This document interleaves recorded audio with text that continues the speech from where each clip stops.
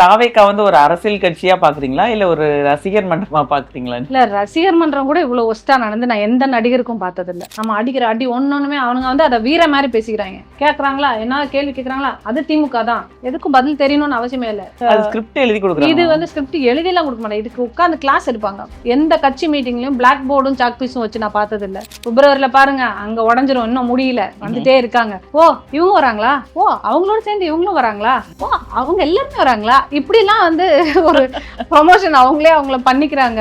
234 தொகுதியிலையும் வேட்பாளர்கள் எல்லாத்தையும் தலைவர் தானங்க அறிமுகப்படுத்தணும். ஆமா ஆமா. இவங்கெல்லாம் அறிவிச்சுக்கிறாங்க. ஒருத்தர் எழும்பூர் வெற்றி வருது, நான் வரேன், உன் வீட்டுல சாப்பிட வரேன். ஐயோ என்ன மானங்கட்ட பள்ளிகளா, ஒரு தலைவன் உங்களை அதை கூட அறிவிக்க மாட்டானா? இப்ப எதுக்குடா அந்த கட்சி? நேரா வந்து ஏன் கொடுத்தாருன்னா, எங்க அண்ணன் எங்களுக்கு கூட வந்துருவாரு, எங்க தங்கச்சிக்கா வருவாரு, அம்மாக்கா வருவாரு, அக்கா தங்கச்சிக்கா வருவாரு. நீ ஏன் உன் பொண்டாட்டிக்கு போல? உன் கட்சி நிர்வாகி உன் கார்ல வந்து விழுந்தாலே ஏன் அவளுக்கு போகல? அப்ப விஷம் குடிச்சாலே ஏன் போல? மனைவி வந்து ஒரு குழந்தைகளோட வாழ்றாங்க. இவர் வந்து நான் ஃப்ரெண்டுன்னு சொல்லிட்டு வேற ஒரு பெண்ணோட குடும்பம் நடத்திட்டே இருக்காரு. கையை பிடிச்சிட்டு போறாங்க. சந்தோஷமா இந்த சமுதாயம் பாக்குது. அதே ஒரு பெண் பண்ணா இந்த சமுதாயம் அவங்களுக்கு என்ன பேர் வைக்கும்? பொன்ராஜ் பேசினதை தப்புன்னு தட்டி கேட்க நேரா டிஜிபி ஆபீஸ் வந்த உங்களுக்கு, கட்சியில இருந்து வெளியே போன உங்க கொள்கை தலைவரோட குடும்பத்துல பிறந்த ஒருத்தி நானு, எனக்கே இந்த நிலைமை. அப்ப வந்து உள்ள இருக்க பெண்களுக்கு என்ன நிலைமை? ஒரு நியூஸ் வந்திருக்கு, ஒருத்தன் வந்து டிவிக்கேல உள்ள பெண்கள் எல்லாத்தையும் விஜய் கூட போட்டோ எடுக்கணும்னா என் கூட படுக்கணும்னு ஒருத்தன் கேட்டிருக்கான். வாய்ஸ் நோட் இருக்கு. என்கிட்ட பர்சனலா அவங்க சொல்லியிருக்காங்க, இந்த எலெக்ஷன்ல விஜய் தோத்துருவாரு, அதுக்கப்புறமா என்ன செய்யணும்னு சொல்றோம், உனக்கு ஏதாவது செலவுக்கு வேணா பணம் வேணா சொல்லுங்க, அதை வேணா நான் கொடுக்குறேன், நீங்க வேலை செய்ய வேணானே சொன்னாங்க என்கிட்ட. அப்ப விஜய்க்கு தெரியல தன்னை சுத்தி இருக்கவங்க எல்லாரும் விஜய்க்காக வேலை பார்க்குறவங்க இல்லைன்றது.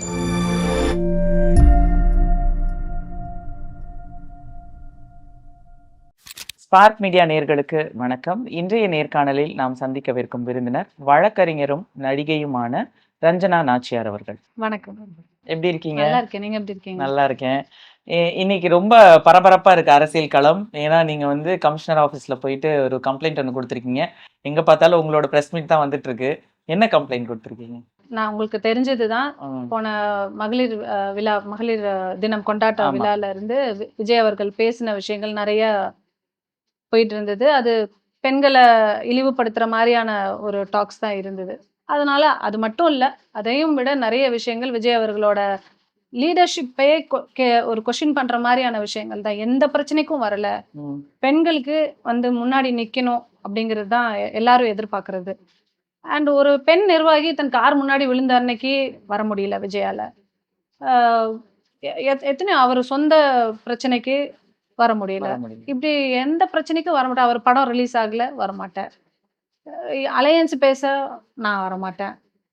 திருப்பரங்குன்றம் இஷ்யூ இல்ல, முடியவே முடியாது. பின்ன எந்த பிரச்சனைக்கு வருவீங்கன்னா, பெரிய பெரிய ப்ரொடியூசர்ஸ், பெரிய பணக்காரங்க வீட்டு கல்யாணம்னா அதுக்கு மட்டும்தான் நான் வருவேன். அது என்ன மாதிரியான மனநிலை?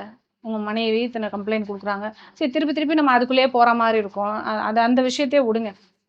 அதாவது ஒரு மனிதனை வந்து எப்படி நம்ம லீடரா ஏத்துக்கணும்னா, ஒரு 4 பேர் கேள்வி கேட்கிற இடத்துல இருக்கக்கூடாது. உங்க உங்க பர்சனலை நான் கேள்வி கேட்க முடியுது அப்படின்னு சொன்னா, உங்க பர்சனல் வெளியில வந்து அது ஒரு தப்பா எல்லாருக்கும் தெரியுதுன்னா தான் கேள்வியா கேட்பாங்க. இப்ப தமிழ்நாட்டுல இருக்க எல்லா லீடர்ஸுக்கும் பர்சனல் வாழ்க்கை நல்லா இருக்கா அப்படின்னு கேட்டீங்கன்னா கிடையாது. எல்லாருக்கும் பிரச்சனை இருக்கும். நான் உட்பட, நீங்க எல்லாருக்கும் பிரச்சனை இருக்கும். எல்லாரும் சில விஷயங்களை சந்திப்போம். ஆனா ஏன் தனக்கிட்ட ஒரு அது கேள்வியா வருது அப்படின்ற பட்சத்துல அவரு தமிழ்நாட்டை ஆளணும்னு நினைக்கிறாரு. முறையா ஒரு நடிகரா இருந்து தமிழ்நாட்டை ஆளணும்னு வராரு. அப்போ உங்க மேல சில விமர்சனங்கள் உங்க கூட வாழ்ந்தவங்களே வைக்கும்போது, நீங்க அதை ப்ரூவ் பண்ணும் விதமாவே வெளிப்படையாகவும் நடந்துக்கிறீங்க. அதெல்லாம் சுக்குநூறா எப்போ உடையும்னா, அதெல்லாம் வேற. என் தலைவன் என்ன ரோட்ல வந்து டீ குடிக்கிறாரு, போற வர்ற கிளவிட்டு எல்லாம் உட்காந்து அவங்க கஷ்ட நஷ்டங்களை கேட்கிறாரு. இப்ப பள்ளிக்கூடத்துல படிக்கிற குழந்தைகளை எல்லாம் கொஞ்சி மடியில வச்சு அரவணைக்கிறாரு, தெரு தெருவா போய் பிரச்சாரம் பண்றாருன்ற பட்சத்துல இதெல்லாம் கேள்வியே கிடையாது. என்ன வந்தா என்னங்க, பர்சனல் இருந்துகிட்டே தான் இருக்கும். தலைவன் இறங்கிட்டாரு, அங்க போய் பாருங்க எவ்வளவு பெரிய ஆதரவு இருக்கு அவருக்குன்னு. அவர் ஜெயிச்சு அப்படி பேசினா நியாயம் இருக்கு. கட்சியை ஆரம்பிச்சுட்டு எல்லாரும் வேலையை பார்த்துக்கங்க, நான் டைரக்டா ஜெயிச்சதுக்கு அப்புறம் சிஎம் சீட்ல வந்து உட்காருவேன் அப்படின்னு யாரும் சொல்ல மாட்டாங்க. இவங்களோட ஆக்டிவிட்டீஸ்லாம் பார்த்தீங்கன்னா அந்த மாதிரி இருக்கு. இப்போ சீமான் அவர்கள் கட்சி ஆரம்பிச்சாரு. இத்தனை ஆண்டுகளா 15 வருஷத்துக்கு மேல இழுத்தடிச்சு நிர்வாகிகள் கூட்டமாகட்டும், நிர்வாகிகள் ஒவ்வொரு இதுலயும் போய் பேசுறதாகட்டும், சீமான் எத்தனை இடத்துல அப்பியர் ஆகுறாரு. நிர்வாகிகள்லாம் போக முடியாது, புது கட்சி தானே பார்த்துக்கலாம். அப்படிலாம் இல்ல. ம். எல்லா இடத்துக்கும் சீமான் போறாரு. அந்த கட்சியை வளர்க்கறதுங்கிறது அதுதான். அந்த லீடர் தான் வளர்க்க முடியும். கண்டிப்பா. கீழ இருக்க தொண்டர் மட்டுமே வளர்க்க முடியாது. ஆமா. லீடர் இறங்குனாதான், லீடர் தானே ஃபேஸ் வேல்யூ அவருக்கு தானே இருக்கு. ஸோ ம். அவரை வச்சுதான் அந்த கட்சிங்கும் போது அவர் தான் இறங்கணும். ம். எல்லா விஷயத்துக்கும் அவர் பதில் கொடுக்கணும். லெட்டர்ல வந்துட்டு கீழே கையெழுத்து போட்டு அனுப்புனா பத்தாது, அதுல இருக்க கண்டென்ட் என்னன்னு படிச்சுட்டு கையெழுத்து படிச்சிருக்கணும். போடணும். ம். ஸோ இதெல்லாம் வந்து தாவேக்கால விஜய் அவர்கள் செய்யாத விஷயங்கள். வீட்டுக்குள்ள உட்காந்துட்டு பனையூர்ல உட்காந்துட்டு நான் ஜெயிச்சிட்ட மாதிரி ஒரு ஃபீல்லே படுத்திருக்காரா என்னன்றது புரியல. பாருங்க வந்துருவாரு. ஜனவரி மாசத்துக்கு மேல பாருங்க எத்தனை பேர் கூட்டணி வராங்க. பிப்ரவரியில பாருங்க அங்க உடஞ்சிரும், இன்னும் முடியல, வந்துட்டே இருக்காங்க. ஓ இவங்க வராங்களா, ஓ அவங்களோட சேர்ந்து இவங்களும் வராங்களா, ஓ அவங்க எல்லாருமே வராங்களா, இப்படிலாம் வந்து ஒரு ப்ரொமோஷன் அவங்களே அவங்கள பண்ணிக்கிறாங்க. பட் இது வந்து எல்லாருக்கும் ஒரு இதை கிரியேட் பண்றதுக்காக நாங்க பெரிய கூட்டணி வைக்க போறோம், எங்க கூட எல்லாரும் வந்துருவாங்கன்னு. ஆனா தாவேக்கா முதல் அடியிலேயே சறுக்கல் என்னன்னா, ஏதாவது ஒரு கட்சி, சும்மா ஒரு சின்ன கட்சி கூட ஏதாவது ஒரு கட்சி போய் நடுவுல ஏதோ சேர்ந்துச்சாங்கன்னா முஸ்லிம் கட்சி அவங்க ஏதோ கூட ஒண்ணு திருப்பி வெளியே திருப்பி வந்துட்டாங்க. வெளியே வந்துட்டாங்க. அதான் சொல்றேன். அதாவது இத்தனை கட்சிகள் இருக்கு. ஆனா தாவேக்காக்கு கொடுத்த ஹைப்பும் அந்த இதுவும் வந்து அந்த கட்சி அரசியல் எலெக்ஷனை நோக்கி போகும்போது தானே அவங்களோட பலம் என்னன்னு காட்ட முடியும். ஆமா. எல்லாரையும் கூப்பிட்டீங்க, ஆனா கதவை சாத்தி வச்சுக்கிட்டீங்க. நீங்க விரிச்ச வலையில விழுந்த ஒரே நபர் செங்கோட்டையன் அண்ணா. அவர் வந்து இன்னைக்கு வேற வழி இல்லாம முழிக்கிறாரோன்னு எனக்கு தெரியுது. ம். ஏன்னா எந்த மீடியாலயும் எதுலயுமே அவர் பதில் கொடுக்கலாம். அவருக்கு அந்த கெப்பாசிட்டி இருக்கு. ஃபர்ஸ்ட் ஸ்ட்ராட்டஜிஸ்ட் அவரு. ம். நம்ம புரட்சி தலைவி ஜெயலலிதா அம்மாக்கே ஸ்ட்ராட்டஜி போட்டு கொடுத்தவரு. ஆமா. அவ்வளவு அரசியல் அனுபவம் மிக்கவரு. அவராலேயே வந்து சுயமா இயங்க முடியல. இன்னைக்கு நீங்க இதை மீட் பண்ணுங்க, ப்ரெஸ்ஸை மீட் பண்ணுங்க, இதை சொல்லுங்க, இந்த வார்த்தையை சொல்லுங்கன்னு சொன்னா அந்த வார்த்தையை மட்டும்தான் சொல்லணும். அவருக்கே அங்க ஒரு கிரிப் இல்ல. ஹோல்ட் இருக்கு. ஸோ அப்படி இருக்கும்போது அதுல நீங்க யோசிச்சு பாருங்க. விஜய் போய் மேடையில நின்னு பேசுவாரு. இவ்வளவு மூத்த தலைவர் கீழே நின்னுகிட்டு இருக்காரு. பேர் புஷி ஆனந்த், 4வது பேரு செங்கோட்டையன்னு போடுறாங்க. ஒரு அறிக்கை கொடுக்கறதுக்கோ ஒரு கமிட்டி ஃபார்ம் பண்றதுல ஆகட்டும். அந்த அறிக்கையும் அந்த லெட்டர் பேடும் ஒன்றும் பெரிய விஷயம் இல்லைன்னு வைங்களேன். பட் இருந்தாலும் பாக்குற நமக்கே என்னவா இது ஃபர்ஸ்ட் பேரா இவரை போட்டுட்டு 4வது பேர்ல கொண்டு போய் செங்கோட்டையன் போட்டிருக்கீங்க அப்படின்னு பாக்குற நமக்கே ஒரு ஆதங்கம் வருது. ஸோ அவங்களுக்கு எது எப்படி வைக்கணும், யாரை எங்க வைக்கணும், புரோட்டோகால்ஸ் எதுக்கு ஃபாலோ பண்ண யாரு தெரியல. வரணும், அந்த விஷயங்கள்லாம் தெரியல. இப்ப நேத்து நடந்த இந்த விஷயம் டிஜிபி ஆஃபீஸ்ல கம்ப்ளைண்ட் கொடுத்துருக்காங்க. அதாவது நேரா விஜய் வந்து அட்லி வீட்டு வளையாப்பம் முடிச்சுட்டு வந்துட்டாரு டிஜிபி ஆஃபீஸ்க்கு. நேரா வந்து ஏன் கொடுத்தாருன்னா, எங்க அண்ணன் எங்களுக்கு கூட வந்துருவாரு, எங்க தங்கச்சிக்கா வருவாரு, அம்மாக்கா வருவாரு, அக்கா தங்கச்சிக்கா வருவாரு. நீ ஏன் உன் பொண்டாட்டிக்கு போல, உன் கட்சி நிர்வாகி உன் கார்ல வந்து விழுந்தாலே ஏன் அவளுக்கு போகல, அப்ப விஷம் குடிச்சாலே ஏன் போல, உன் கட்சி மாவட்ட செயலாளர் செத்து போயிட்டானே ஏன் அவன் சாவு கூட போல. ஏன் இப்ப அந்த பையன் அந்த சேலம் தஞ்சாவூர் மாநாட்டுல ஒரு மாநாட்டுல பையன் ஒரு பையன் அந்த பையன் இப்ப 2 நாள் முன்னாடி இறந்துட்டான். ஆமா இறந்துட்டான். இதுக்கு யார் போனீங்க? போல. கரூர்ல செத்தவனுக்கு போக மாட்டேன், எங்கேயும் அவனும் செத்தாலும் போக மாட்டேன். எவ்வளவு கார்ல ஒரு பொம்பளை தனக்கு என்ன பிரச்சனையோ தெரியல, உன் கார்ல விழுகிற அளவுக்கு அவளுக்கு ஒரு ஆதங்கம் இருந்திருக்கு. அவ என்ன பிரச்சனையா வேணாலும் இருக்கட்டும், அவ பர்சனல் பிரச்சனையோ இல்ல கட்சிக்குள்ள பிரச்சனையோ காசு பிரச்சனையோ பதவி பிரச்சனையோ எதுவா இருந்தாலும் லீடர் உன் கார்ல வந்து விழுந்துட்டா அப்படின்னு சொன்னா நீ இம்மிடியட்டா ஒரு ஹியூமானிட்டிங்கிறது இடங்க என்னம்மா பாத்துக்கலாமா, போங்க பேசிக்கலாம், இல்ல வாங்கம்மா உள்ள வாங்க பேசிக்கலாம்னு கூட்டிட்டு வந்தம்மா உள்ள போயிருக்கலாம். அதை விட்டுட்டு இப்படி எங்கேயுமே ஒரு லீடரா நடந்துக்காத விஜய் சடனா வந்து நேத்து டிஜிபி ஆஃபீஸ்ல பெண்களுக்காக என் அக்கா தங்கச்சிக்காக நான் நிக்க போறேன்னது அரசியல் நாடகம். என்னன்னா இந்த விமென்ஸ் டே செலிப்ரேஷன் அன்னைக்கு அவர் பேசினதெல்லாம் வந்து பாத்தீங்கன்னா ஒர்த் இல்ல, அதெல்லாம் அவ்வளவு ஒர்த்தே இல்ல. அவர் மூஞ்சிய சுழிச்சு சொன்னதை பாத்தீங்கன்னா அதெல்லாம் அவ்வளவு ஒர்த்தே இல்ல அப்படின்னு நான் சொன்னது. அது எத்தனை பெண்களை பாதிச்சிருக்கோம், எவ்வளவு பேர் வந்து அதை ஒரு கேள்வியா வைக்கிறாங்க. விஜய் ஃபேன்ஸே வந்துட்டு என்ன அண்ணன் இப்படி பேசிட்டாரு, அண்ணன் என்ன இவங்களை கூட்டிட்டே வந்துட்டாரு, அப்ப நம்ம இவருக்காக பேசிட்டு இருக்கோம், இவர் என்ன இப்படி பிஹேவ் பண்றாருன்ற ஒரு இது வந்து நிறைய விமென் வந்து விலகிக்கிட்டாங்க. நான் உட்பட இந்த மாதிரியான பிஹேவியருக்கு சப்போர்ட் பண்ணி போனோம்னா நமக்கு நம்ம மேலேயும் ஒரு தப்பு இருக்குன்றது ஆகும். நாளைக்கு உன் தலைவர் இப்படி பண்ணும்போது பார்த்தா அப்படின்னு நம்ம வீட்டுல இருக்க நம்ம புருஷனும் அதே மாதிரி பிஹேவ் பண்ணுவான். அன்னைக்கு ஏன் உன் தலைவர் பண்ணும்போது உனக்கு தெரியலையா, நீ கல்யாணத்துக்கு வரவா, நான் என் ஃப்ரெண்டை கூட்டிகிட்டு போறேன், ஃப்ரெண்டுன்னே வச்சுக்கோங்க, என் ஃப்ரெண்டை கூட்டிகிட்டு போறேன் அப்படின்னு சொன்னா எத்தனை பெண்கள் கணவனை வந்து ஓகே ஃப்ரெண்டை கூட்டிகிட்டு வான்னு ஒத்துப்பாங்க. நம்ம கலாச்சாரம் அப்படிதான் ஏத்துக்குதா, ஏத்துக்கிற பெண்கள் இருக்காங்க, ஃப்ரெண்டு கூட வந்தா என்னங்கன்னு வர்றவங்க இருக்காங்க நிறைய பேர். வரலாம், ஃப்ரெண்டு கூட வர்றது தப்புன்னு நான் சொல்ல வரல. ஃப்ரெண்டு கூட தாராளமாக வரலாம். ஃப்ரெண்டை ஒரு பக்கம் பொண்டாட்டி ஒரு பக்கம் கூட்டிகிட்டு வரவங்கலாம் இருக்காங்க. அதில் ஜாலியாக வர்றவங்கலாம் இருக்காங்க. அதெல்லாம் தப்பாகவே நம்ம பார்க்கல, பேசலை. பட் ஆனால் தன் மனைவி ஒரு கம்ப்ளைண்ட் கொடுத்து என்னை வீட்டுக்குள்ளே விடலைன்னு சொல்லும்போது நான் ஃப்ரெண்டுன்னு ஒரு ட்வின்னிங் பண்ணி கூட்டிகிட்டு வருவேன்னா ஏற்புடையது அல்ல. இது வந்து விஜய் ஏதோ பண்ணுறாரு. அவர் வந்து அவங்க மனநிலையெல்லாம் யோசிக்கல. தன் பெற்ற பிள்ளையின் மனநிலை எப்படி இருக்கும் அன்னைக்கு. இதே வந்து அவர் மனைவி இந்த மாதிரி பண்ணா எப்படி பேசுவோம்? கண்டிப்பா சமுதாயம் வேற மாதிரி சமுதாயம் வேற மாதிரி தான் பேசும். இதே நடிகர்கள் எடுத்துக்கோங்க, ஈஸியா வந்து மனைவியை டிவோர்ஸ் பண்ணிடுறாங்க, அவங்க குழந்தைகளை பாத்துக்கிறாங்க. நிறைய பேர் குறிப்பிட்டு வேணாம்னு நினைக்கிறேன். மனைவி வந்து ஒரு குழந்தைகளோட வாழ்றாங்க. இவர் வந்து நான் ஃப்ரெண்டுன்னு சொல்லிட்டு வேற ஒரு பெண்ணோட குடும்பம் நடத்திட்டே இருக்காரு. அப்போ இதை வந்து இந்த சமுதாயம் ஏத்துக்குது. அவங்க வரும்போது போகும்போதெல்லாம் பாட்டு போட்டு பாக்குது. அவங்க கோயிலுக்கு வந்தா கவர் பண்ணுது, கையை பிடிச்சிட்டு போறாங்க. சந்தோஷமா இந்த சமுதாயம் பாக்குது. அதே ஒரு பெண் பண்ணா இந்த சமுதாயம் அவங்களுக்கு என்ன பேர் வைக்கும்? ஸோ இது வந்து விஜய் வந்து இந்த மாதிரியான கலாச்சாரத்தை கிரியேட் பண்றாரு. என்ன வேணாலும் ஆபாசமா பேசலாம். நம்ம கட்சி விட்டு வெளியே போட்டா அவளை காலி பண்ணு. என்னோட கம்ப்ளைண்ட்ல இருக்கு பாருங்க. எல்லாரும் விஜய் போட்டோ, அந்த கட்சியோட கொடி, விசில் சின்னம் இதெல்லாம் வச்சுக்கிட்டு டிபியா வச்சுக்கிட்டு உள்ள ஃபுல்லா கட்சிக்காக வேலை பார்க்குற ஐடி விங் தான் வேலை பார்க்குறாங்க. எவ்வளவு ஆபாசமா நம்மள பேச முடியுமோ. எனக்கு நான்றதை விட விஜய் மனைவியவே பண்றாங்கங்க. இப்படி ஒரு பொம்பளையோட நம்ம அண்ணன் வாழ்ந்தாரு, ஏன்டா டைம் தெரியாதா அந்த பொம்பளைக்கு? அந்த பொம்பளை இவ்வளவு நாள் கொடுக்காம என்ன திடீர்னு கொடுக்குது? அதெல்லாம் ஒரு பொம்பளையா இப்பெல்லாம் பேசுறாங்க. இதெல்லாம் விஜய் பாக்கலையா? பொன்ராஜ் பேசினதை மட்டும்தான் பார்த்தாரா? இல்ல மேபி அவரு விஜய் வந்து பெண்களுக்காக போய் கம்ப்ளைண்ட் கொடுத்ததுனாலதான் திமுக வந்து உங்களை அனுப்பி இந்த மாதிரி அவருக்கு அகேன்ஸ்டா கம்ப்ளைண்ட் பண்ண கொடுக்க வச்சிருக்காங்க அப்படின்னு ஒரு குற்றச்சாட்டு எழுமுது. அதாவது பொன்ராஜ் அவருக்கும் திமுகக்கு என்ன சம்பந்தம்? பொன்ராஜ் திமுக பொறுப்பாளரா இருக்காரா, உறுப்பினரா இருக்காரா? அவருக்கும் திமுக அப்துல் கலாம் மாதிரி ஒரு நபரோட உதவியாளர். அவரு நன்மதிப்பை பெற்றவர் தான். அவர் பேசுறத வக்காலத்து வாங்கல. நான் அவர் பேசினது கண்டனத்துக்குரியதுதான். அதை யாரும் திமுகவை சேர்ந்தவங்க ஆதரிக்கல. அது கண்டனத்துக்குரியது. எந்த பெண்ணா இருந்தாலும் அவங்க பேச வேண்டாம். அப்படியெல்லாம் எதுக்கு அப்படி பேசணும்? ஏன் ஒரு பெண்ணை மரியாதையாவே பேச மாட்டீங்களா அப்படின்றது எல்லாருக்கும் இருக்க மாதிரி எனக்கும் இருக்கு. நானும் அதை தான் சொல்லுவேன் ஒழிய அவருக்கு வக்காலத்து வாங்கல. நான் பொன்ராஜ் பேசினதை தப்புன்னு தட்டி கேட்க நேரா டிஜிபி ஆபீஸ் வந்த உங்களுக்கு, கட்சியில இருந்து வெளியே போன உங்க கொள்கை தலைவரோட குடும்பத்துல பிறந்த ஒருத்தி நானு, எனக்கே இந்த நிலைமை. அப்ப வந்து உள்ள இருக்க பெண்களுக்கு என்ன நிலைமை? இன்னொரு கொஸ்டினும் எனக்கு இந்த இடத்துல வருது மேம். நார்மலா டிவி கேக்கு எதிரா யாரு வீடியோ போட்டாலும் கீழே வந்து அவ்வளோ அபியூசிவ் வேர்ட்ஸ் யூஸ் பண்றாங்க. பெண்களை வந்து அவங்க ஃபேமிலி வரைக்கும் எடுத்து அசிங்கமா பேசுறாங்க. இதெல்லாம் விஜய் பார்த்துருக்க மாட்டாரா? பார்க்காமலாம் இல்ல, அவரும் ஒன்னமாங்க them தானே. இந்த இவனுங்களை எல்லாம் பார்த்து சந்தோஷப்பட்டுட்டு தானே உட்காந்துருக்காரு, குளிர் காஞ்சிட்டு தானே இருக்காரு. இதுக்கெல்லாம் ஸ்டெப் எடுக்கணும்னு நினைச்சா இப்ப நீங்களோ நானோ நம்மலாம் என்ன ரியாக்ட் பண்ணுவோம்? இன்னொரு பெண் ஒண்ணு தப்பு பண்றாங்கன்னு சொன்னா சொல்லுவோம்ல, இல்ல இது பண்ண வேண்டாம், ஏன் இப்படி பேசுறீங்க, நிறுத்திக்கவங்கன்னு சொல்லுவோம். நமக்கு கீழே வேலை பாக்குறவங்க ஒரு தப்பு பண்றாங்கன்னா ஏமா இப்படி பேசிட்டு இருக்க, நிறுத்துமான்னு சொல்லுவோம்ல.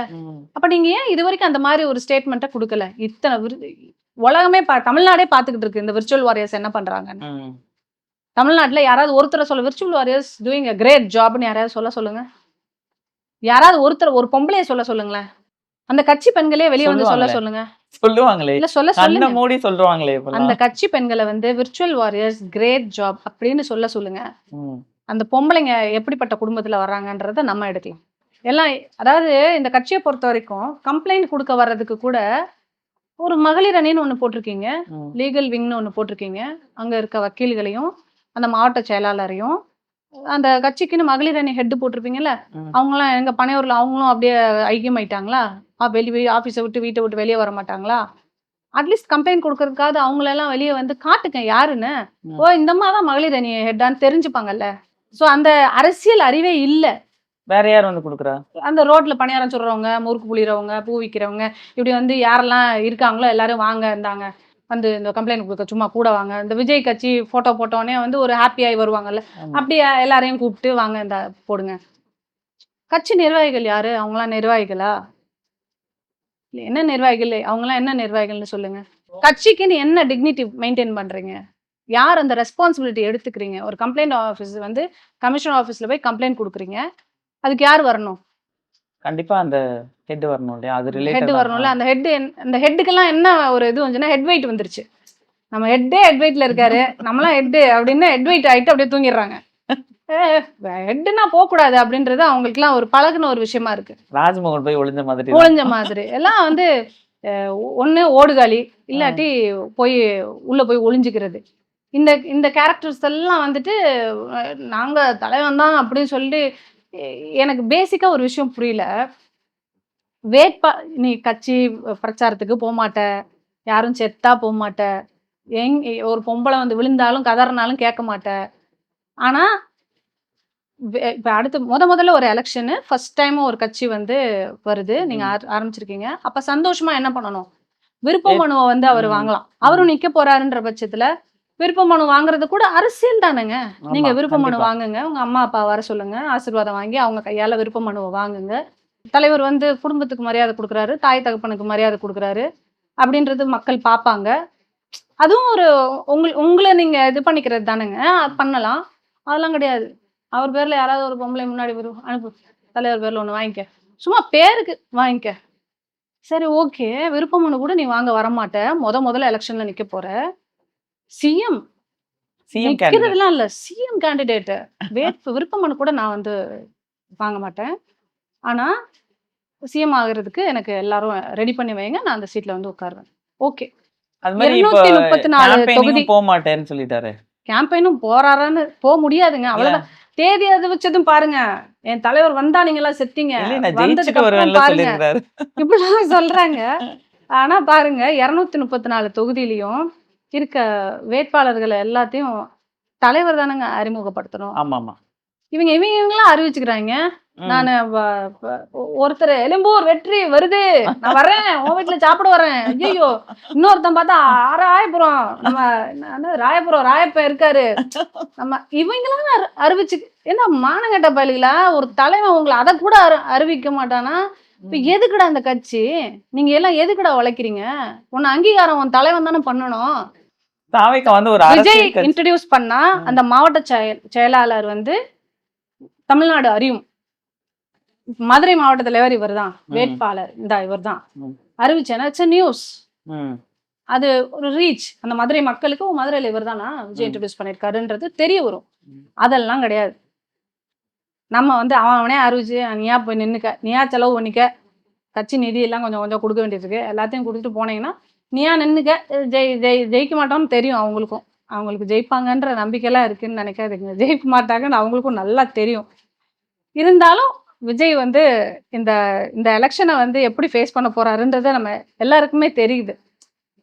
எந்த கட்சியும் கூட்டணிக்கு வரல, ஆனா ஜெயிச்சிருவோன்ற நம்பிக்கை. இது இவ்வளவு காலங்களா சீமான்லாம் வந்து ஒரு ஒரு இது வச்சிருக்காரு, ஒரு செட் ஆஃப் டீம். அவங்க பேசுற மேனிஃபெஸ்டோல இருந்து எல்லாமே கொண்டு வர. இன்னைக்கு இல்லாட்டாலும் ஒரு நாள் வந்து சீமான் ஒரு இடத்துல இருப்பார். கண்டிப்பா அந்த தலைமை பண்பெல்லாம் அவருக்கு இருக்கு. எல்லா இதுலயும் அவருக்கு ஒரு அறிவு இருக்கு, அரசியல் அறிவு, புரிதல், இதெல்லாம் இருக்கு. கட்சியை சேர்ந்தவங்களுக்கும் அது. அந்த மாதிரி இளைஞர்கள்லாம் அந்த மாதிரி வழி நடத்துனீங்கன்னா ஓகே. அதை விட்டுட்டு எதுவுமே இல்லாம சிஎம் சிஎம் சிஎம், என்னடா சிஎம் தான். எனக்கு அது அது ஒண்ணு மட்டும் எனக்கு ஏற்புடையது. அதுதான். இப்போ வந்து தாவேகா வந்து ஒரு அரசியல் கட்சியா பாக்குறீங்களா, இல்ல ஒரு ரசிகர் மன்றமா பாக்குறீங்களா? இல்ல, ரசிகர் மன்றம் கூட இவ்வளவு ஒஸ்டா நடந்து நான் எந்த நடிகருக்கும் பார்த்தது இல்ல. எந்த நடிகருக்கு, எத்தனையோ நடிகர்களுக்கு ரசிகர் மன்றங்கள் இருக்கு. ரஜினி சார் எடுத்துக்கோங்க, எவ்வளவோ பேருக்கு ரசிகர் மன்றம் சாருக்குமே இப்போ நடுவுல ஒரு இது பண்ணாங்களே. ஆமா, எவ்வளவு அந்த லீடர்ஸும் சரி, அந்த ஆக்டர்ஸும் சரி.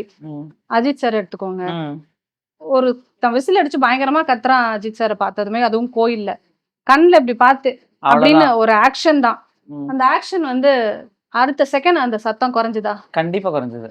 அதுதான் ஒரு அந்த அந்த ஸ்டாருக்கான இதே அதுதான். ஆமா, அவங்க அப்படிதான் அதை டீல் பண்ணணும். இல்ல கத்துறீங்களா, நீங்க கத்திட்டே இருங்க, நான் போயிட்டே இருக்கேன்னு இருக்க கூடாது. இல்ல உங்களுக்கு வந்து அங்க தாவேகால வந்து பொறுப்பு, கரெக்டான பொறுப்பு கொடுக்கல, உங்க ரெகக்னைஸ் பண்ணல அப்படிங்கிற ஒரு குற்றச்சாட்டுனால கூட வெளில வந்தீங்களா நீங்க? இல்ல, பொறுப்பு எனக்கு ஸ்டேட் பார்ட்டில நான் பொறுப்பு வாங்கணும்ன்றது, எனக்கு பொறுப்பு கொடுக்கலன்றது வேற. பட் நான் பொறுப்பா தானே நடந்துகிட்டு இருந்தேன். உங்க ஒவ்வொரு விஷயத்துக்கும் பொறுப்பு எடுத்துக்கிட்டு, பொறுப்புன்றது நமக்கு கொடுக்கறது இல்ல, நம்ம எடுத்துக்கிட்டு அந்த பொறுப்போட தானே நான் வேலை பார்த்திருக்கேன். I was washing out in national media for even இந்த கரூர் இஷ்யூ. அப்ப கூட எல்லாரும் ஓடி ஒளிஞ்சிட்டானுங்க. என்னைய ஒளிஞ்சுக்கதான் சொன்னாங்க. பட் ஒளிறது என் பரம்பரையிலே நடக்காத ஒரு விஷயம். எதுவா இருந்தாலும் நான் என் மேல தப்பு இருந்தா போய் அடி கூட வாங்கிட்டு வருவேன். ஒளிகிறதெல்லாம் நம்மளால பண்ண முடியாதுங்க. தப்பு இருக்கு. சொன்னாங்களா உண்மையிலே? நீங்க இல்லன்னு சொல்லிடுங்க, ஷூட்டிங்ல இருக்கேன்னு சொல்லிடுங்கலாம் சொன்னாங்க. ஓ! நான் இப்படியே தான் சொன்னேன். ஒளியிறது என் பரம்பரைக்கே அப்படி பழக்கம் இல்ல. நான் அப்படி சொல்ல முடியாது. ம். அடிச்சா கூட நான் வாங்கிக்கிருவேன். நான் ஐ வில் எப்படி நீங்க ஃபேஸ் பண்ணணுமோ போயிருந்தீங்களா பண்றேன். கரூர் இதுக்கு? இல்ல அதெல்லாம் அவங்க அலோவ் பண்ணல. நான் கேட்டேன். நான் போட்டுமா? ஏன்னா இப்ப யாரும் முடியாது. இப்ப போலாமா? நான் போய் அவங்கள பார்க்கட்டுமா? ஹாஸ்பிட்டலுக்கு இருக்கலாம். இல்ல, இல்ல, இல்ல யாரும் முடியாது. தலைமையை மீறி அது மாதிரி யாரும் வேண்டாம். போனா எப்படி ஆயிரும்? அங்க எல்லாரும் வளைச்சிட்டாங்க. டிஎம்கே அங்க நிக்கிறாங்க. அப்ப பயந்தாங்கோலியாடா நீங்க? அங்கங்க டிஎம்கே நிக்கிறாங்க. அவங்க அடிச்சிருவாங்க. இந்த டிபேட்டுக்கு போலாமா? இல்ல, இல்ல அங்க டிஎம்கே உங்கள ட்ராப் பண்ண போறாங்க. நேத்தி கூட ஏதோ ஒரு சொல்லும்போது, இப்ப விஜயோட பர்சனல் இப்ப ஈவன் அவங்க வைஃப் கம்ப்ளைண்ட் குடுக்கும்போது கூட, டிவோர்ஸ்க்கு அவங்க அப்ளை பண்ணும்போது கூட, டிஎம்கே சொல்லி தான் பண்ணுச்சு. எல்லாமே டிஎம்கே சொல்லி தான் அப்படின்னு ஒரு குற்றச்சாட்டு தொடர்ந்து வச்சுக்கிட்டே இருக்கிறாங்களே இவங்க. இல்ல அவங்களுக்கு வேற எதுவுமே தெரியாது. அவங்க இன்ஃபேக்ட் இத வந்து அந்த வாய்ஸ் ஆஃப் காமன் ஆஃபீஸ்ல உட்கார்ந்து சொல்லி குடுப்பாங்க. உங்களுக்கு இது கேட்கறாங்களா? திமுக தான். நம்ம அடிக்கிற அடி ஒண்ணுமே அவனுங்க வந்து அத வீர மாதிரி பேசிக்கிறாங்க. நம்மளா வீரன். நமக்கு அடிக்கிற அடி திமுக தான். கேட்கறாங்களா? என்ன கேள்வி கேட்கறாங்களா? அது திமுக தான். எதுக்கும் பதில் தெரியணும்னு அவசியமே இல்ல. இது நடந்தது. அதுக்கு என்ன சொல்லுங்க? அதுவும் திமுகவோட சதிதான். கரூர்ல இப்படி நடந்தது. திமுகவோட சதி. எல்லாத்துக்குமே இப்படியே சொன்னா அப்படிதான் சொல்லணும். அது ஸ்கிரிப்ட் எழுதி கொடுக்குறாங்க. இது வந்து ஸ்கிரிப்ட் எழுதிலாம் கொடுக்க மாட்டாங்க. இதுக்கு உட்கார்ந்து கிளாஸ் எடுப்பாங்க. எந்த கட்சி மீட்டிங்லயும் பிளாக் போர்டும் சாக் பீஸும் வச்சு நான் பார்த்தது இல்ல. பிளாக் போர்டும் சாக் பீஸும் வச்சு கிளாஸ் எடுப்பாங்க. இப்படிதான் பதில் சொல்லணும். இப்படி கேட்டா இப்படிதான் சொல்லணும். ஐயே இது இப்படி இல்லையே அப்படின்னு நம்ம கேட்டோம்னு சொன்னா நம்மள எல்லாரும் நீ என்ன கேள்வி எல்லாம் கேக்குறன்ற மாதிரி அப்படி என்ன கேள்வி எல்லாம் கேக்குறீங்க? இங்க எல்லாம் கேள்வி கேட்க கூடாது. நீங்க சொல்றத மட்டும் கேட்டுக்கணும் அப்படின்ற மாதிரி. இந்த கருத்து சுதந்திரம் இல்ல, கிடையாது. கருத்து சுதந்திரம் கிடையாது. அண்ட் உள்ள யாரும் குறிப்பா பெண்களுக்கு முக்கியத்துவம் கொடுக்குறாங்கன்னு 2 கொள்கை தலைவரா வேலுநாச்சியார் அவர்களையும் அஞ்சலைமாலையும் வச்சுக்கிட்டு ஊரை ஏமாத்துறதுக்காக ஒரு விஷயம் பண்றாங்க. இவங்க கட்சி ஆரம்பிச்சதே நோக்கம் வேறங்க. விஜய் எதுக்கு ஆரம்பிச்சாருன்னு புரியாது. சுத்தி இருக்கவன் வேலை பாக்குறது எதுக்கு வேலை பாக்குறானே தெரியல. என்கிட்ட பர்சனலா அவங்க சொல்லியிருக்காங்க, இந்த எலெக்ஷன்ல விஜய் தோத்துருவாரு. அதுக்கப்புறமா என்ன செய்யணும்னு சொல்றோம். உனக்கு ஏதாவது செலவுக்கு வேணா பணம் வேணா சொல்லுங்க. அதை வேணா நான் கொடுக்குறேன். நீங்க வேலை செய்ய வேணானே சொன்னாங்க என்கிட்ட. இது என்னடா இது விஜய் தோத்துருவாருன்னே சுத்தி இருக்கவன் அது பூரா நம்மகிட்டயே சொல்றான். அப்ப இவங்கெல்லாம் எதுக்கு விஜய் கூட இருக்காங்க? அப்ப விஜய்க்கு தெரியல தன்னை சுத்தி இருக்கவங்க எல்லாரும் விஜய்க்காக வேலை பாக்குறவங்க இல்லன்றது. அப்படி இருக்கும்போது நம்ம போய் எனக்கு ஒரு ஆப்பர்ச்சுனிட்டி கிடைச்சு இதை நான் விஜய் கிட்ட தெரிவிக்கணும்ன்ற ஒரு சுச்சுவேஷன் கொடுத்தா நான் சொல்லியிருப்பேன். பட் ஆனா சொல்லிக்காதபடிக்கு பாத்துப்பாங்க. கன்வே பண்ணாதபடி. இவங்க இந்த டிஎம்கேல இருந்து வெளில வந்தாங்க வைஷ்ணவி, அவங்களும் இதே கருத்தை தான் முன் வச்சாங்க. அங்க வந்து ஒரு ப்ராப்பரான கைடன்ஸ் கிடையாது. எதையுமே நம்ம வாய்ஸ் அவுட்டே பண்ண முடியாது அப்படிங்கிற மாதிரி தான், அவங்களோட கட்டமைப்புக்குள்ளே தான் இருக்கணும் அப்படிங்கிற மாதிரி. கருத்து சுதந்திரம்ன்றது வந்து அவங்க எப்படி கொடுத்துருக்காங்கன்னா விர்ச்சுவலா என்ன ஆனாலும் உங்க கருத்தை அடுத்தவங்களை அபியூஸ் பண்ணலாம். அடிச்சு விட்டுங்கிற வாயில இருக்கு என்ன நெருங்க எல்லாம் அடிச்சு விடுங்க. கேளுங்க அவளை கேளுங்க. இவ்வளவு வேற மாதிரி கேள்றா, நீ வேற வார்த்தையை சொல்லிட்டியே, நீ இந்த வார்த்தை சொல்லு அப்படின்னு கிடைச்சிட்டாடா இவ. அடுத்து இவதான்டா டார்கெட். என்ன சொல்றது இவங்கள? அதாவது எல்லாருக்கும் குடும்பம் இருக்கு. நீ பேசுற ஒவ்வொருத்தனுக்கும் ஒரு குடும்பம் இருக்கு. நீ இந்த மாதிரி ஒரு வேலை பாக்குறன்ற உன் குடும்பத்துல இருக்கவங்களுக்கு தெரியுமா? ஒரு பெண்ணை இப்படி வந்து பேசுறதுனால நீங்க எல்லாம் பெரிய ஆள் ஆக முடியுமாடா? பெரிய ஆள் இல்ல. நீங்க எல்லாம் வந்து இந்த தமிழ்நாட்டுல அதிக நாள் உங்களால எல்லாம் சர்வைவே பண்ண முடியாது. ஒரு கெட்ட ஆராவை டெவலப் பண்றானுங்க டிவிகேல. டிவிகேவோட ஆரா அது. அந்த கெட்ட இதுகளை, கெட்ட வார்த்தைகள், அபியூஸ் பண்றது, ஆபாசம், ரொம்ப கேவலமா பேசுறாங்க. நீங்க இன்னைக்கு பாருங்க ஒரு நியூஸ் வந்திருக்கு. ஒருத்தன் வந்து இந்த டிவிகேல உள்ள பெண்கள் எல்லாத்தையும் விஜய் கூட போட்டோ எடுக்கணும்னா என் கூட படுக்கணும்னு ஒருத்தன் கேட்டிருக்கான். வாய்ஸ் நோட் இருக்கு. வாய்ஸ் நோட் இதுக்கு பேசின பெண்களோட வாய்ஸ் நோட்லாம் இருக்கு. இன்னைக்கு வந்துட்டு இருக்கு இதுல எல்லாத்துலயும். இப்படியே பேசியிருக்கான். அதுக்கு ஒத்து போன பெண்கள் இப்ப இன்ஸ்டாகிராம்ல பாத்தீங்கன்னா எங்க அண்ணனுக்கு ஒன்னா விட்டுருவோமா செருப்பால் அடிப்போம்னு பேசுற பெண்கள் தான் தைரியமா வெளியே வர்றாங்க. ஏய் நீ வாடா வெளியே, உன்னை செருப்பால் அடிக்கணும். இது என்னவா அரசியல்? நீ உன் வீட்டுக்குள்ள பேசி இந்த பேச்செல்லாம். அரசியல்ல பொறுப்புன்னு வந்துட்டேன்னா நீ வா செருப்பால் அடிப்பேன், வா நீ ஆம்பளையா அப்படின்னு முதல்வரையே கேட்கிற அளவுக்கு எல்லாம் நிர்வாகிகளை கிளப்பி விடுறது. முதல்வருக்கு ஒரு மரியாதை இருக்கு, நம்ம அமைச்சர்களுக்கு ஒரு மரியாதை இருக்கு, மக்களால் தேர்ந்தெடுக்கப்பட்டவங்க. அப்ப ஏன் அந்த ஒரு மரியாதையோட யாரையும் அணுக மாட்டீங்க? இதெல்லாம் பேசுறத நீ பாக்குறல, விஜய் பாக்கலையா? கண்டிப்பா பொன்ராஜ் அவர் பேசுறத மட்டும் நீ பாக்குறியா? அப்ப இதெல்லாம் அதுவுமே அவர் பார்த்தாரான்னு தெரியல, இல்ல சொல்லி எவனாவது சொல்லி கையெழுத்து போட சொல்லிருப்பேன், வந்து இந்த லெட்டரை இங்க கொடுத்துட்டு போங்கன்னு இருப்பாங்க. அதுக்காக வந்து அப்படியே கொடுத்துட்டு இதனால வந்து உமன் ஓட்டர்ஸ் வந்து நிறைய உங்க ஒய்ஃப் விஷயத்துல கொஞ்சம் டேமேஜா போச்சு தலைவா, அதனால இதை நேரா வந்து கொடுத்தீங்கன்னா பெண்கள்லாம் உற்சாகமாயிருவாங்க. அடுத்து 2 போராட்டத்தை கிளப்பி விடுங்க, தெரு தெரு ஒரு போராட்டத்தை பண்ண சொல்லுங்க, பெண்கள் எல்லாம் இறங்கி போராட்டம் பண்றாங்க, திமுக தான் காரணம்னு சொல்லுங்க. பாருங்க எத்தனை ஓட்டு மாறுது, பிரிய போகுது. இந்த போராட்டம்னு இறங்கிட்டாலே நம்ம பெண்கள் வந்து நம்ம அண்ணனுக்காக நின்றுவாங்க. இப்ப இந்த ஒரு இடத்துல மட்டும் நீங்க வாங்க தலைவர், இதுக்கெல்லாம் வரணும்னு அவசியமே கிடையாது விஜய். கண்டிப்பா இந்த மாதிரி ஒருத்தர் ஒரு நபர் மேல ஒரு கம்ப்ளைண்ட்டுக்கு விஜய் வரணுமா? இது அவ்வளவு பெரிய கம்ப்ளைண்டா? அதுதான், இது ஒரு சின்ன விஷயம். இதுக்கு வந்து ஒரு இதுக்கெல்லாம் நீ டிஜிபி வருவ, ஆபீஸ் வரைக்கும் டிஜிபி வந்து ஆபீஸ் வரைக்கும் நீ வருவ. கட்சியில எத்தனை பேர் உயிரிழந்தாங்க, அதுக்கு வந்து எங்கேயும் போய் நிக்கல கொள்ளல, இதுக்கு அடுத்தவங்க எப்படி பழி. கூட்டமே இல்லாம வந்தாரு? ஆ, இதுக்கு எப்படி யாருக்கும் சொல்லாம வந்தாரு? ம். அதே மாதிரி தூய்மை பணியாளர்களை பார்க்க போயிருக்கலாமே, எந்த யார்கிட்டையும் சொல்லல. ம், விஜய் போறாரு, வண்டி கிளம்பிருச்சு, இங்க போய்கிட்டு இருக்காரு, வந்துகிட்டு இருக்காருன்னா தானே உன் பின்னாடி இந்த கூட்டம் வரும். ம், நீ இப்ப எப்படி டிஜிபி ஆபீஸ்க்கு கம்ப்ளைண்ட் கொடுக்க போனீங்களோ அதே மாதிரி தூய்மை பணியாளர்கள் போய் பார்க்க போலாமா? ம். ஏன் எல்லாரையுமே கூப்பிட்டு கூப்பிட்டு பார்க்கணும்? உங்களுக்கு வந்து அரசியல் பண்ண தெரியல, ஆனா அரசியல் நாடகம் ரொம்ப நல்லா போட தெரியுது. அந்த கூட இருக்கவங்கலாம் அந்த ரசிகர் மன்றம் சார்ந்த ஆட்கள்ன்றதால அந்த போஸ்ட் ஒட்டுற வேலை, கரெக்டா அந்த டயத்துக்கு ப்ரொமோஷன் பண்ற வேலை, இதெல்லாம் நல்லா பண்ணுவாங்க. என்னை பொறுத்த வரைக்கும் 234 தொகுதியில ஒரு 50 தொகுதி, இதுதான் தொகுதினாவது விஜய்க்கு தெரியுமா? எத்தனை மாவட்டம் இருக்குன்னு அவருக்கு தெரியுமா? அதாவது இன்னைக்கு வராருன்னு கொட்டடிக்கிறாங்க, வராரு நாளைக்கு 27 வராரு, 28 வராரு, 1ஆம் தேதி வராரு, 2ஆம் தேதி ஏண்டா அடிச்சுக்கிட்டே இருக்கீங்க, வரமாட்டேங்கிறாரடா தலைவர். இவங்க அடிக்கிறவங்க அப்புறம் திடீர்னு ஒரு போஸ்ட் போடுவாங்க, வருவதில் சிக்கல். ஏன்டா இதுதான் தெரிஞ்சது தானடா, வரமாட்டாடா, ஏன்டா நீங்களா போட்டு டம் அடிக்கிறானுங்க. வராரு தலைவர் வர்றாரு, போச்சு நீ வந்துட்டாருன்னா அவ்வளவுதான், எல்லாரும் விரண்டு ஓடுற அளவுக்கு பாட்டு போடுறாங்க. பாட்டு போட்டியடா அண்ணன் வந்தாரா அப்படின்னு கேட்டா இருக்காது. ஒரு கமிஷனர் ஆபீஸ்ல போய் கம்ப்ளைண்ட் பண்ண போறீங்க, டிஜிபி ஆபீஸ்ல உங்க தலைவரே வந்திருக்காரு அப்படிங்கும் போது அடுத்த ஸ்டெப் என்ன பண்ணணும்? விமன் விங் லீடர் யாரோ, நீ தானே கமிஷனர் ஆபீஸ் போகணும். விமன் விங் லீடர் எங்க போனீங்க? யாரும் வெளியே ஆளாயிடக்கூடாது அந்த கட்சியை பொறுத்த வரைக்கும். நானே கேட்டிருக்கேன், ஆனா என்ன வேலை பார்க்கணும்? நீ வேலையெல்லாம் பார்க்க வேணாமா? வேலையெல்லாம் பார்க்க இங்க நிறைய ஆள் இருக்குது. நான் என்ன பனையூர்ல பண்ண வேலையாடா கேட்டேன், தொகுதியில வேலை பார்க்கறதுக்கு கேட்டா பனையூர்ல வேலை பார்க்கறதுக்குலாம் ஆள் இருக்குங்கிறாரு. கட்சியில ஒரு பொட்டு அறிவு இருக்கவங்க உள்ள இருக்க முடியாது. யாரும் எந்த இதுவும் பண்ணக்கூடாது. நீங்க விஜய் எதுவும் பேசக்கூடாது. விஜய் பேசுறாரா அப்ப நீ பேசக்கூடாது. நீங்க விஜய் பேசுறாரா நீங்களும் பேசக்கூடாது. ஆனா விஜய்கிட்ட வந்துட்டு நீங்க விஜய் இல்ல, நீங்க எம்ஜிஆர். நான் மேடையில பாக்குறேன், ஒரு அம்மா பேசுறாங்க, அந்த அம்மா என்ன ஸ்டாலின் வலிக்குதா, குத்துதா, கொடைதா, இன்னாத்துக்கு நீ வந்து இப்படின்னு ஒரு பேசுறாங்க. பக்கத்துல நின்று பொதுச் செயலாளர், படிச்சவ பூரா கீழே நிக்கிறா, டாக்டர் கீழே நிக்கிறா, இன்ஜினியர் படிச்சவ, வக்கீலுக்கு படிச்சவெல்லாம் கீழே நிக்கிறா, அறிவு சார்ந்து பேசக்கூடியவர். நீ எதை பார்த்து என்ஜாய் பண்ற பாரு. அங்க படிப்பகம், அங்க நூலகம், ஏதாவது ஒண்ணு ப்ரூஃபோட அவனுங்களை கொண்டு வர சொல்லுங்க.